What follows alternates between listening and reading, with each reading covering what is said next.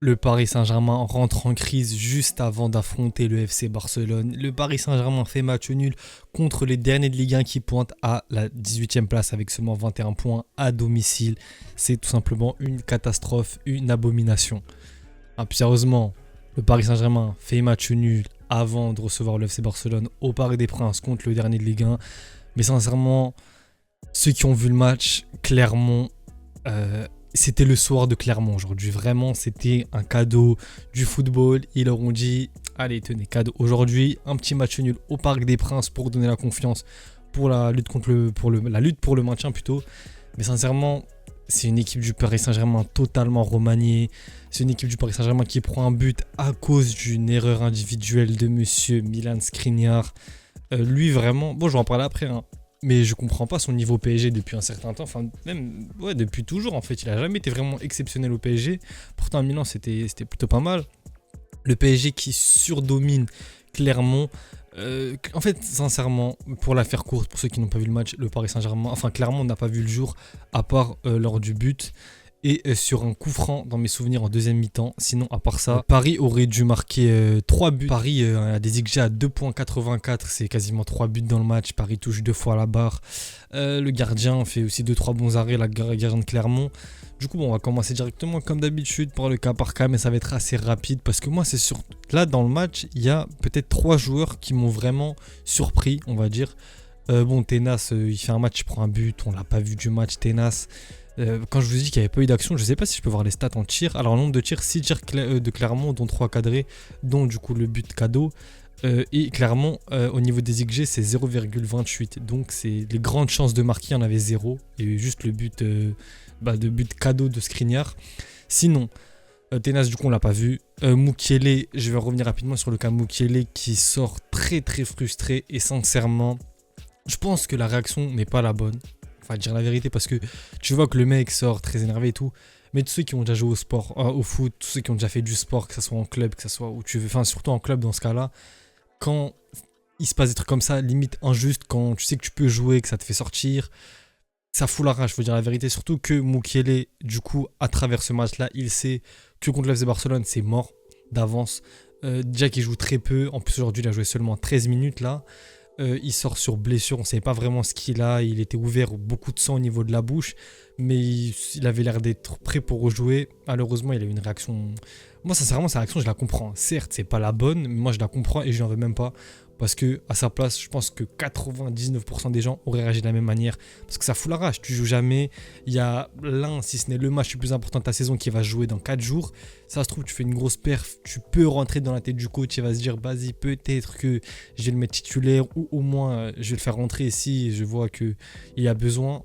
Là, ça va être très compliqué pour Mukele de jouer contre le Barça.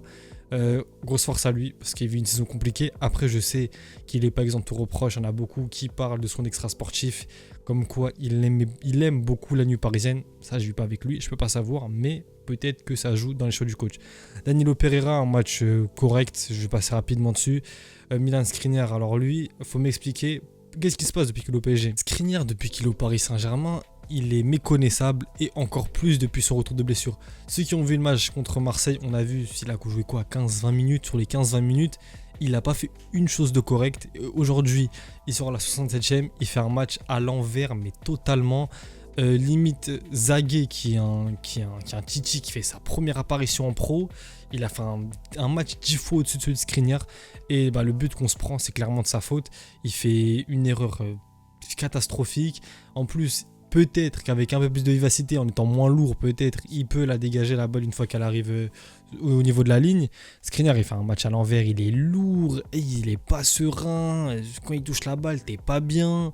Sincèrement, moi, Skriniar, pour moi, il a pas sa place au PSG. Et pour moi, demain, là, si au mercato estival, il y a une offre pour lui, une offre de l'Arabie Saoudite ou de je ne sais où, faut qu'il se casse parce qu'il n'a pas le niveau. Quand tu vois qu'il y a des mecs comme Johan Gadou qui poussent au niveau du centre de formation, quand tu vois qu'il y a Lenny Euro qui pourrait peut-être rejoindre le Paris Saint-Germain, pour moi, Skriniar, il a clairement plus sa place au club. Au niveau des Titi, il y aura Mzagué. En plus, je suis content parce que j'en avais parlé sur TikTok il y a très peu de temps, là, dans mon top 5 Titi à suivre. Et aujourd'hui, il est titulaire 90 minutes. Sincèrement, j'ai vraiment apprécié son match. J'ai vu sur Twitter, il y a des gens qui n'ont pas aimé son match. Moi, le seul truc enfin, il y a deux trucs où on peut le critiquer un petit peu. Déjà, c'est au niveau de son engagement, mais pour moi, c'est la première fois qu'il joue en professionnel. C'est totalement normal. Il mérite déjà un jaune en première, un jaune. Il mérite à moitié un jaune en première. En deuxième mi-temps, sur le but de Seny Mayulu, il mérite clairement son jaune. Peut-être un excès d'engagement, mais ça, c'est parce que c'est ses débuts. Et peut-être un deuxième truc qui faisait très peu en première mi-temps, mais il a commencé à le faire de plus en plus vers la fin de la première mi-temps, en deuxième mi-temps, c'est son manque d'apport offensif. Mais on a vu qu'il avait des passes laser, des fois des bonnes passes claquées vers l'avant, qui faisaient du bien. Moi, c'est les deux petits trucs que je peux lui reprocher. Mais sinon, on a vu... Moi, il me fait penser un petit peu à Nuno, hein. Très très explosif, très très rapide. Au duel, bon, il n'a pas vraiment eu de gros duels à l'épaule, du coup, on n'a pas vu vraiment ce qu'il vaut. Mais Yoram Zague, pardon, très très gros match de sa part pour moi. Si on prend le contexte, Titi, tout ça, très gros match de sa part. J'espère qu'on va le revoir d'ici la fin de saison parce que pour moi aujourd'hui il a gagné des points au niveau de Luis Enrique. Et on sait que le poste de latéral gauche avec les blessures de Nuno, avec Lucas Hernandez qui devrait être normalement remis dans l'axe, pour moi il a sa place à jouer en Ligue 1 en tout cas. Seny Mayulu peut être le meilleur joueur parisien jusqu'à sa sortie. Aujourd'hui il fait un match exceptionnel je trouve. Pour un Titi encore, il faut bien rappeler que le mec a 17 ans, c'est un 2006. Le match qui sort aujourd'hui, c'est un match très très prometteur. Il y avait des rumeurs comme quoi Paris voudrait le prêter et que ce match-là était notamment un match pour voir s'il avait les capacités ou non de jouer au PSG. Aujourd'hui, on a clairement vu qu'il avait le niveau Ligue 1 dans un PSG totalement remanié avec des joueurs pas en confiance. Quand tu as des Kolo Muani, des Skriniar qui jouent, des Carlos Soler titulaires, tu joues avec deux joueurs en moins. Déjà qu'on a Skriniar et Soler au milieu sur le terrain. Kolo Muani, c'est presque pareil. Et Mayulu qui te marque un but vraiment, le PSG était au fond du trou, enfin pas au fond du trou, mais on n'arrivait pas en première mi-temps. Mayulu qui te sort une frappe de nulle part, elle rentre, bon malheureusement le but n'y est pas, mais même hein, le mec il est très très bon parce qu'il est bon offensivement, bon défensivement, il est complet. Au niveau des duels, on a vu qu'il tenait largement la baraque, récupération de balles offensivement, non vraiment, Mayulu il a gagné des points sur ce match-là et on l'a vu une première fois en Coupe de France. Là on le voit en Ligue 1, dans les deux il a tout le temps mis d'accord tout le monde. J'espère qu'il va gratter beaucoup plus de temps de jeu sur la deuxième partie de saison, enfin sur la fin de saison, surtout en Ligue 1, c'est là où on l'attend le plus. En Ligue des Champions, je pense c'est cuit, mais il mérite clairement d'avoir du temps de jeu, surtout quand tu vois qu'un gars comme Soler est titulaire au club, c'est du jamais vu ça. Ugarte qui fait aussi plutôt un bon match. Ugarte, moi je suis toujours à la recherche du Ugarte de début de saison. Moi Ugarte, il m'avait mis dans sa poche en début de saison, après il y a eu un gros passage à vide, il revient bien ces derniers temps quand il joue. Mais pour moi, il n'est toujours pas sur le Ugarte que j'attends en tout cas. Bon, je pense qu'il restera la saison prochaine, c'est sûr. Mais Ugarte, j'attends quand même plus de lui. Carlos Soler, je zappe, ça n'a rien d'en parler. Même si, en vrai, pour une fois, aujourd'hui, il n'a pas fait un match complètement dégueulasse. Faut dire la vérité, faut pas mentir. Mais Soler, moi, j'en ai marre, sincèrement, j'en ai marre. Il a beau faire 10 minutes bonnes contre Clermont, c'est les derniers de Ligue 1. Soler, je zappe. Randal Kolo Muani qui continue à me faire autant de peine et je vais continuer à pas lui taper dessus parce que tout le monde voit sa situation, tout le monde voit que le mec il n'arrive pas à mettre un pied devant l'autre. Techniquement c'est compliqué pour lui, c'est là où tu vois que ça fait vraiment mal. Un joueur peut rater devant les cages, un joueur peut passer à côté de ses matchs, je sais pas, tu vois, ça arrive à tout le monde. Mais là c'est techniquement des fois même c'est compliqué dans ses contrôles, dans... Bon après je les préfère quand même quand elle est sur un côté comme aujourd'hui. De toute façon ça je le dis depuis le début de la saison. Vous pouvez voir mes premiers débriefs de Kolo Muani. En neuf j'ai jamais aimé. Je disais notamment qu'il avait tout le temps du mal à se retourner. Et c'était aussi dû à sa première touche de balle. Le mec il reçoit la balle, il contrôle la balle, elle va au-dessus de lui. Je comprends pas. Mais voilà, Randal Kolo Muani, je vais pas continuer à taper dessus. C'est tout ce qui vit une saison très très compliquée. Même si il a marqué. Il y en a qui disent ouais mais il stat et tout. Les frères il stat en Coupe de France. C'est bien stater, regardez le contenu des matchs.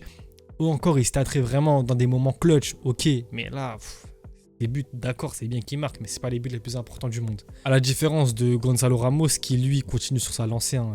Gonzalo Ramos, il prend tout ce qu'il a à prendre. La moindre minute de jeu qu'il peut gratter, il va la gratter et il la convertit souvent en but. Aujourd'hui, c'est lui qui remet le Paris Saint-Germain dans le match. En plus, il fait un match plutôt correct. D'habitude, Ramos, c'est un joueur qu'on va pas voir du tout pendant les matchs. Il va toucher très peu de ballons, même si c'est un gars qui redescend beaucoup, qui va beaucoup faire le travail défensif. Aujourd'hui, il a touché beaucoup des ballons offensifs. Il a fait son travail défensif et en plus, il a marqué. Comme je continue à dire, Ramos, pour moi, si on doit en garder un des deux entre Ramos et Kolo Muani la saison prochaine, c'est Ramos. Et je continue également sur ce que je veux dire. Bon, pour moi, on devrait quand même recruter un numéro 9, au moins un jeune prospect. Pas un numéro 9 directement titulaire parce que pour moi Ramos doit quand même avoir cette place titulaire au vu de la saison qu'il est en train de faire. Il est en train de gratter tout ce qu'il a à gratter, faut le récompenser. Maintenant, pour moi, acheter un gros numéro 9, genre un mec comme Osimhen, c'est claquer trop d'argent d'un coup et ça va mettre en péril le milieu de terrain. On connaît Paris Saint-Germain, voilà. Du coup, pour moi, Ramos, quand même, la saison prochaine, il se doit d'être titulaire. Et au moins d'avoir un jeune prospect au cas où Ramos floppe sa saison. Et voilà. Asensio, pareil, je vais passer rapidement parce que lui, il me déçoit également depuis qu'il est au PSG. Mais je pense Asensio, j'attends plutôt la fin de saison et je vais parler de lui plus en profondeur. Non, je pense sur un TikTok, en 1 minute, je pense que je peux dire pas mal de choses sur lui.